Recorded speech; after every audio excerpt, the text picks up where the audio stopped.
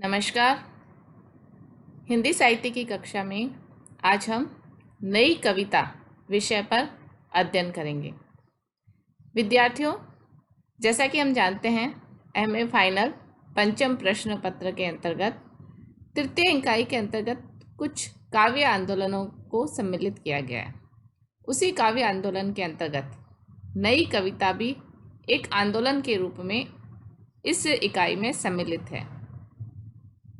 प्रस्तुत व्याख्यान में हम नई कविता की पृष्ठभूमि, नई कविता की प्रेरक परिस्थितियाँ, नई कविता के संबंध में कुछ तथ्य और नई कविता के प्रमुख कवियों के बारे में चर्चा करेंगे। सबसे पहले हम लेते हैं नई कविता का आरंभ कब से माना जाए। तो विद्यार्थियों, हम देखते हैं कि नई कविता के आरंभ के संबंध में जो नई कविता के स्वयं के कवि हैं, उन कवियों में भी मतैक्य नहीं है। मतैक्य क्यों नहीं है? वस्तुतः ये जो मत विभिन्नता इनमें पाई जाती है कि कुछ इसका प्रारंभ 1951 से मानते हैं और कुछ इसका प्रारंभ 1954 से मानते हैं। इनमें यह मत विभिन्नता होने का प्रमुख कारण यह है कि कुछ आलोचक ये कहते हैं कि जैसे हमें पता है कि नई कविता से पूर्व का जो आंदोलन था वह प्रयोगवाद के नाम से जाना जाता है। तो वस्तुतः कुछ आलोचक ये मानते हैं कि प्रयोगवाद और नई कविता अलग अलग काव्यधारा नहीं है, अपितु नई कविता प्रयोगवाद का ही दूसरा नाम है और उसी से इसका संबंध जोड़ते हुए वह 1951 से इसका प्रारंभ मानते हैं। और जबकि कुछ विद्वान हैं वह ये कहते हैं कि प्रयोगवाद और नई कविता अलग अलग हैं। तो ऐसे आलोचकों में जैसे रामविलास शर्मा जैसे कुछ आलोचक हैं, वे ये मानते हैं 1954 से जब नई कविता पत्रिका का प्रकाशन प्रारंभ हुआ तब से ही हम नई कविता का आरंभ मान सकते हैं। और जो विद्वान 1951 से इसका आरंभ मानते हैं वह कहते हैं कि प्रयोगवाद और नई कविता अलग अलग नहीं है। प्रयोगवाद के अंतर्गत जिन सप्तकों का संपादन किया गया, प्रकाशन किया गया, उन सप्तकों में जो दूसरा सप्तक था जिसका प्रकाशन 1951 में हुआ, तब से हम इस प्रयोगवादी विचारधारा को नई कविता के नाम से अभिहित कर रहे हैं। स्वयं अज्ञेय भी तीसरा सप्तक की भूमिका में प्रयोगवाद या प्रयोगशीलता शब्दों की अपेक्षा नई कविता शब्द का प्रयोग करना प्रारंभ कर देते हैं। उनके दृष्टि में प्रयोगवाद या प्रयोगशीलता की अपेक्षा अब नई कविता जो शब्द है वह अधिक उचित उनको लगने लग जाता है।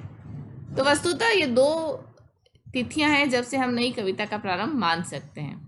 अब हम लेते हैं नई कविता की पृष्ठभूमि। ऐसी क्या परिस्थितियां थी, ऐसे कौन से प्रेरक तत्व थे जिससे नई कविता का आरंभ होता है।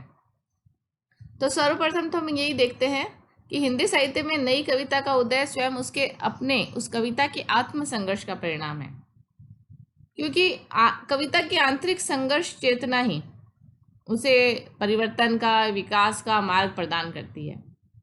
हिंदी काव्यधारा की संघर्ष चेतना को बाह्य परिस्थितियां भी प्रभावित करती है, परंतु फिर भी जो स्वयं इस कविता का आत्म संघर्ष है, जैसे कि हम देखते हैं कि हिंदी साहित्य के इतिहास पर 1918 से 1936 तक छायावाद का वर्चस्व रहा, परंतु छायावाद में सत्य और समाज को आंदोलन करने की शक्ति नहीं रही थी। वस्तुतः कल्पना के पंखों पर यथार्थ की जमीन पर खड़ा नहीं किया रहा जा सकता। इन छायावादी कवियों ने मात्र इंद्रधनुषी स्वप्न देखे और जिसके कारण जो समाज का संपन्न वर्ग था, अभिजात्य वर्ग था, वह तो मुखर हुआ, लेकिन सामान्य जन इससे उपेक्षित रह गए। और इसी छायावादी कविता के प्रमुख कवि सुमित्रानंदन पंत ने स्वयं भी कहा है कि छायावाद इसलिए अधिक नहीं रहा कि उसके पास भविष्य के लिए नवीन आदर्शों का प्रकाशन, नवीन भावना का सौंदर्य बोध और नवीन विचारों का रस नहीं था। वह काव्य न रहकर अलंकृत संगीत बन गया था। तो इस प्रकार से कविता में जो ये परिस्थितियां उत्पन्न हो रही थी हिंदी कविता के क्षेत्र में, उसने कविता को अपने में मंथन, अपने में संघर्ष, अपने आप में ही चिंतन और मनन करने की प्रवृत्ति को उजागर किया, जिसका परिणाम नई कविता के रूप में उभर कर हमारे सामने आता है। इसके साथ साथ हम देशगत परिस्थितियों की बात करें तो हम भारत के संदर्भ में देखें तो द्वितीय विश्व युद्ध के बाद की अंतर्राष्ट्रीय परिस्थितियां और स्वतंत्रता के बाद की राष्ट्रीय परिस्थितियों का प्रभाव भी नई कविता की पृष्ठभूमि में था। हम देखते हैं कि भारत के संदर्भ में बात अगर करी जाए कि भारत की देश की परिस्थितियों के संदर्भ में बात करें तो देशी जो परिस्थितियां थी, स्वतंत्र देश के प्रथम प्रधानमंत्री जवाहरलाल नेहरू हुए। उनके समय में पंचवर्षीय योजनाएं लागू की गई। भारत को स्वयं को इस समय अवसर प्राप्त हुआ था कि वह स्वयं अपना आर्थिक विकास करे और इसके लिए औद्योगिकरण को बढ़ावा दिया गया। व्यक्ति मशीन का दास होता गया। औद्योगिकरण में शहरी सभ्यता को जन्म दिया। स्वतंत्रता के बाद की परिस्थितियां राष्ट्रीय हित के अनुकूल होने की बजाय धीरे धीरे प्रतिकूल हो रही थी। आम जनता में यह विश्वास बंध गया कि स्वतंत्रता प्राप्ति के बाद सभी राष्ट्रीय समस्याओं का समाधान हो जाएगा, लेकिन देशवासियों की समस्याएं जिस प्रकार से द्रौपदी का वस्त्र उसकी भांति बढ़ती गई। डॉक्टर रामवचन राय ने इस संबंध में कहा है कि नई कविता पर औद्योगिकरण का काफी प्रभाव पड़ा है, बल्कि नई कविता का जो परिवेश है वह औद्योगिक सभ्यता से ही उत्पन्न हुआ है। मनुष्य का जीवन दिनों दिन यांत्रिक और तनावपूर्ण होता जा रहा है। जिंदगी की रेल वेल और भागदौड़ में हृदय की कोमल वृत्तियां कुंठित होती जा रही है। नई कविता में इस यांत्रिक जीवन की खुलकर अभिव्यक्ति हुई है।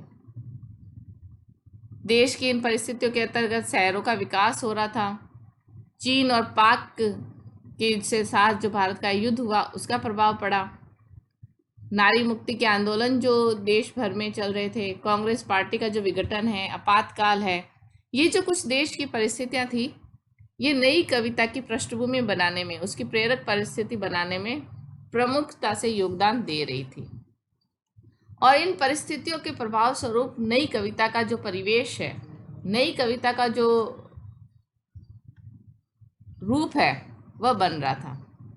इसके साथ साथ हम देखते हैं कि वैश्विक मंच पर भी जो परिस्थितियां थी उनका प्रभाव भी, वैश्विक मंच की परिस्थितियां, विश्व मंच पर जो विचारधाराएं नई नई बनकर उभर कर आ रही थी, उनका प्रभाव भी नई कविता के उद्भव में महत्वपूर्ण योगदान देता है।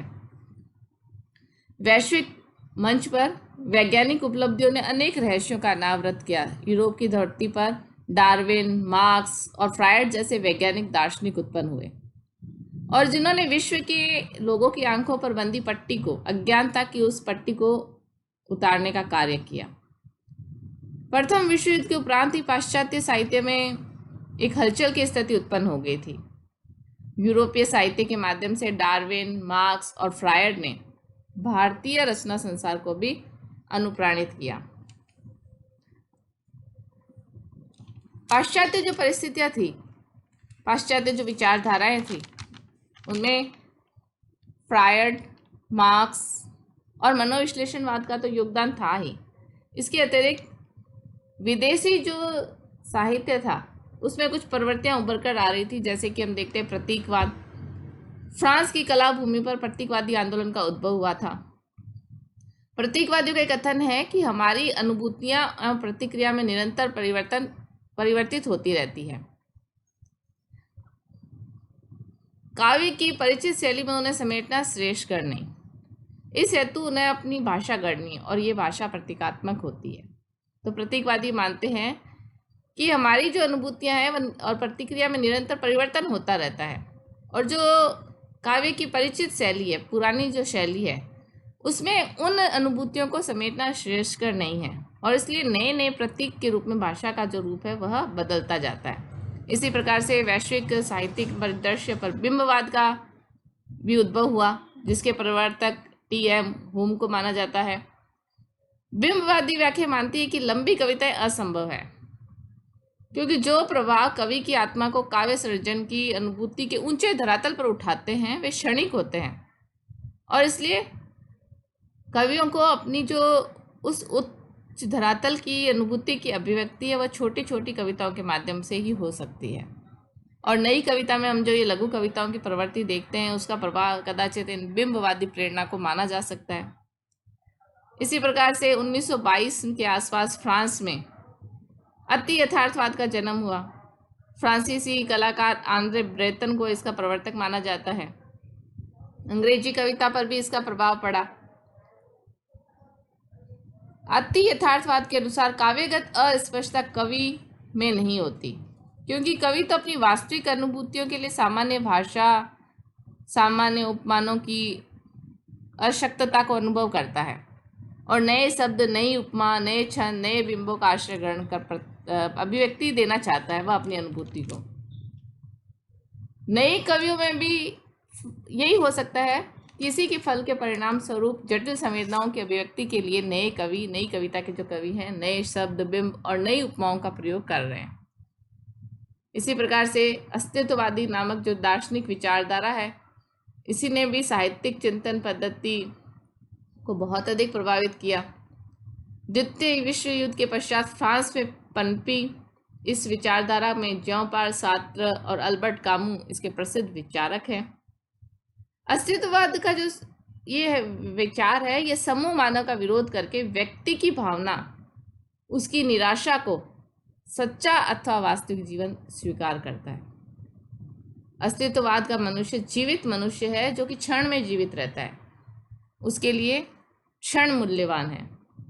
नए कवियों में भी सामाजिक चेतना की अपेक्षा जो व्यक्ति चेतना की प्रवृत्ति है, उसका प्रभाव इस अस्तित्ववादी विचारधारा को माना जा सकता है। सार्त्र मृत्यु, संत्रास व काम वासना के गायक है और नई कविता में भी हम इन प्रवृत्तियों को देख सकते हैं। तो वस्तुतः ये कहा जा सकता है कि नई कविता द्वंद्वात्मक भौतिकवाद, मनोविज्ञानवाद, विकासवाद, मानववाद, आधुनिक विज्ञानवाद, अंतर्राष्ट्रीय राजनीति और उन्मुख छंदवाद से अत्यधिक प्रभावित हुई। इन समस्त परिस्थितियों का, इन समस्त विचारधाराओं का नई कविता की पृष्ठभूमि के निर्माण में बहुत अधिक योगदान रहा। नई कविता के संदर्भ में अब और अधिक हम इस प्रवृत्ति को, इस विचारधारा को समझ सके, इस संबंध में कुछ इसके प्रमुख तथ्य हैं, उनके बारे में हम जानकारी प्राप्त कर लेते हैं। नई कविता हिंदी साहित्य की उन कविताओं को कहा गया जिनमें परंपरागत कविता से आगे नए भावबोधों की अभिव्यक्ति के साथ ही नए मूल्यों और शिल्प विज्ञान का अन्वेषण किया गया। तो ये नई कविता के लिए ये मूल तथ्य है कि ये कविता कौन सी थी, किसे कहा गया नई कविता, जो अपनी परंपरागत कविता से, जो चली आती हुई कविता का जो स्वरूप है, उससे आगे बढ़ी। और किस रूप में आगे बढ़ी, इसमें नए मूल्य हैं और जो इसकी अभिव्यक्ति का जो पक्ष है वह भी नया है। नई कविता के संदर्भ में दूसरा तथ्य है कि यह प्रयोगवाद की बाद विकसित हुई। हिंदी साहित्य के इतिहास में 1943 से जिस प्रयोगवाद का प्रारंभ माना जाता है, यह जो विचारधारा थी, ये प्रयोगवाद के बाद विकसित हुई हिंदी कविता की नई धारा है। नई कविता अपनी वस्तु छवि अर्थात अपनी अनुभूति पक्ष के रूप में भी और रूप छवि अर्थात अभिव्यक्ति पक्ष में भी प्रगतिवाद और प्रयोगवाद का विकास है कि अपनी वस्तु, अपनी जो विषय वस्तु है, अपना अनुभूति पक्ष है, अपना जो स्थूल रूप है, वह प्रगतिवाद और प्रयोगवाद से ग्रहण करती है और उसका विकास करती है। और इसके साथ साथ इसका जो अभिव्यक्ति पक्ष है वह भी प्रगतिवाद और प्रयोगवाद का विकसित रूप कहा जा सकता है। तो ये एक सर्वमान्य तथ्य है कि कोई भी नई जो विचारधारा है, किसी भी विशिष्ट काव्य धारा की उद्भावना और संभावना का जो बीज है वो पूर्ववर्ती काव्य धारा में छिपा हुआ रहता है। संभावना का वह बीज है, अंकुरण की स्थिति में आता है तो विकास के अनेक स्तरों को स्पर्श करता हुआ अग्रसर होता है।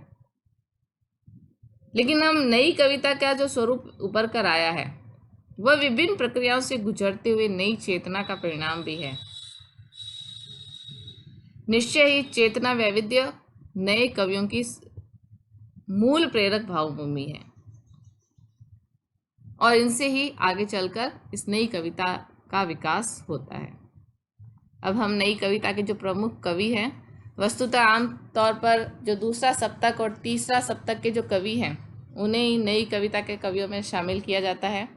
दूसरे सप्तक के ये जो प्रमुख कवि थे, रघुवीर सहाय, धर्मवीर भारती, शमशेर बहादुर सिंह, भवानी प्रसाद मिश्र, शकुंतला माथुर, हरिनारायण व्यास, ये 7 जो द्वितीय सप्तक के कवि हैं। इसी प्रकार से तृतीय सप्तक के कवि कीर्ति चौधरी, प्रयाग नारायण त्रिपाठी, केदारनाथ सिंह, कुंवर नारायण, विजयदेव नारायण शाही, सर्वेश्वर दयाल सक्सेना, मदन वात्स्यायन, इन कवियों को नई कविता के प्रमुख कवि के रूप में इंगित किया जाता है।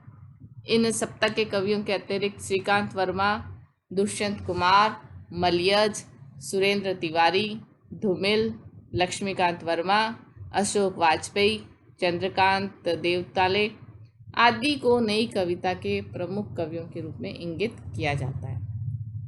तो विद्यार्थियों, आज हमने नई कविता के संबंध में कुछ प्रमुख तथ्य, उसकी पृष्ठभूमि और इसके आरंभ के सन के बारे में जानकारी प्राप्त की। आगे की कक्षाओं में हम नई कविता की प्रमुख प्रवृत्तियों के बारे में चर्चा करेंगे। धन्यवाद।